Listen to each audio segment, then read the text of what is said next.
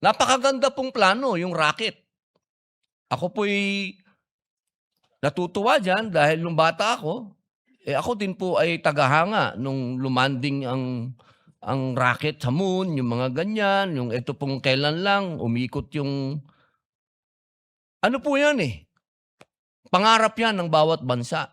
Pero sana po, ang kahilingan ko lang po, bago po tayo makarating diyan, maayos muna po yung transportasyon namin sa Bicol.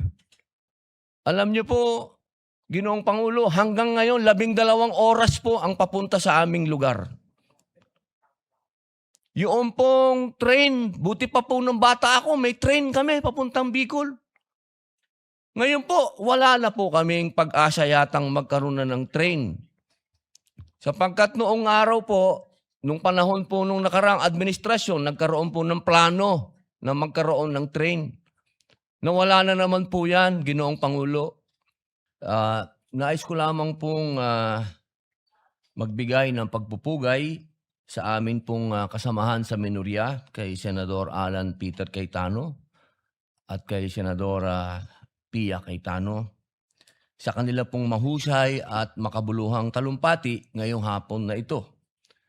At ako po ay nagpupugay din sa atin pong kasama sa mayorya, kay Senator Risa Hontiveros na nandito po at nakinig sa atin na minorya. Maraming salamat po. Isa pong malaking kaligayahan po sa amin na kayo po ay nandito. Maraming salamat po. Sa usapin po ng SONA ng ating mahal na Pangulo, Bongbong Marcos, Ferdinand Marcos Jr., meron lang po kaming mga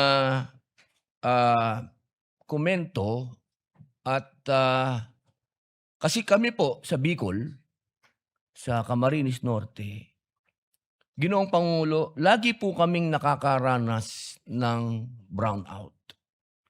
Ito po ang malaking problema namin sa Bicol. Sabihin ko na po buong Bicol region. Kasi yan pong grid, nandiyan po yan sa Sual, Pangasinan. Doon po nanggagaling ang energy, ang kuryente. Binabato po yan, dadaan sa maraming lugar bago makarating sa amin sa Bicol. At kapag nagkaroon po ng suliranin, ang mga power plant na yan, ang unang-una pong nagdurusa sa brownout ay kami sa Bicol. Kasi hindi naman po ma-afford ng mga namumuno sa atin na ang Calabarzon ang i-brownout nila dahil nandun lahat ang industrial cities and masasabi natin nandun ang industriya. Kaya doon sa baryo, lagi ang brownout. Ang hinihingi po sana namin, total na pag-usapan na yung sinasabing system loss, bakit hindi po sana bigyan ng solusyon kung ano yung kailangan namin sa malalayong lugar? Bakit hindi po kami payagan na magkaroon ng otonomiya na bigyan kami ng kapangyarihan sa malalayong lugar katulad ng pag-decentralize o pag-devolve ng ilang aspeto ng energy development. Katulad po sa aming Camarines Norte, pwede naman kami sanang pahintulutan na magtayo na lang kami doon ng sarili naming power plant dahil ang kailangan namin 100 megawatts para hindi na po kami nagsasuffer dyan sa systems loss. Kasi isipin niyo po yun, Ginoong Pangulo, babato yan. Ang layo ng bato. Nasaan po yun? Kumbaga, bago dumating sa amin yun, ang dami ng systems loss.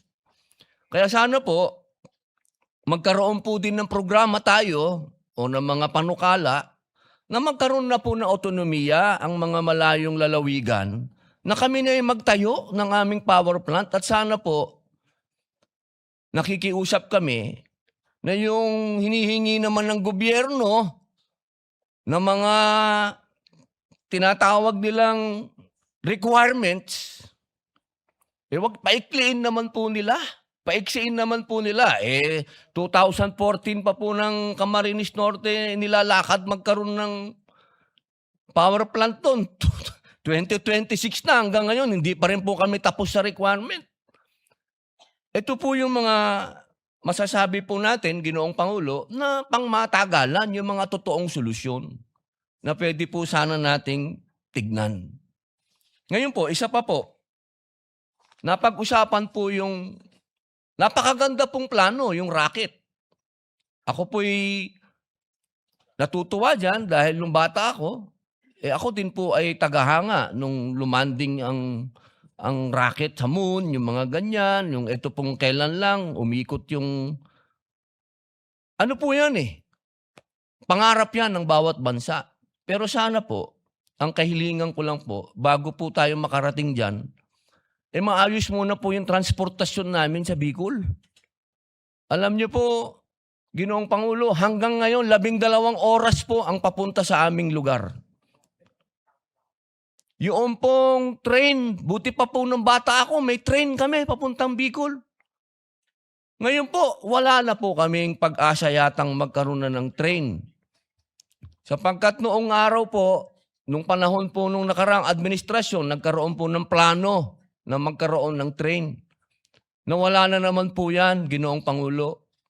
Sana po, mabigyan natin ng atensyon na bago tayo mapunta sa rocket, magkaroon din tayo ng bullet train.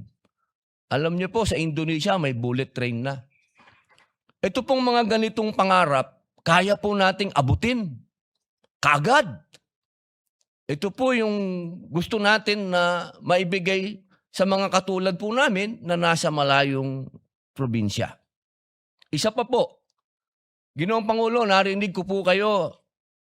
Ito po yung unang narinig natin nung 2025 SONA. Yung patungkol po sa FOI, yung patungkol po sa fake news, yung patungkol po sa pagbibigay natin ng proteksyon sa kabataan sa pamamagitan po ng sa inyo ko po narinig din yan, Ginoong Pangulo. Yung mga kabataan po kung po pwede, 16 pababa, wag na po nating pabayaan na gumagamit pa ng social media. Ito naman po practice na sa ibang mga progresibong bansa.